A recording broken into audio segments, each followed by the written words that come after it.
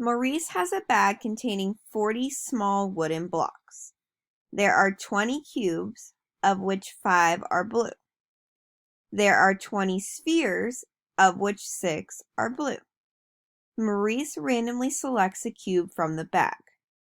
What is the probability that the cube he selects is blue? So probability is the chance or the likelihood that something is going to happen. And we typically write probability as either a fraction or a percent. So when you're doing probability, when you have your fraction, the top number, so the numerator in the fraction, is the number of favorable outcomes. So the number of ways what you want to happen can happen. And then on the bottom, your denominator is your total number of outcomes. So if we look here, the problem tells us that Maurice randomly selects a cube from the bag.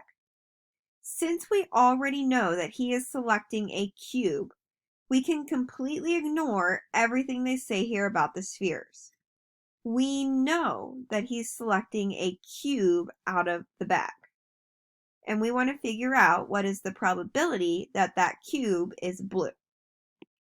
So on the top, we put the number of favorable outcomes. So if we look here, there are 20 cubes, 5 are blue. Well, 5 blue cubes, 5 is our number of favorable outcomes. There are 5 blue cubes, and that's what we're looking for. On the bottom of our fraction, we put the total number of outcomes. So we know that Maurice randomly selected a cube. So how many total cubes are there? 20. So here, the probability that the cube he selects is blue is 5 out of 20.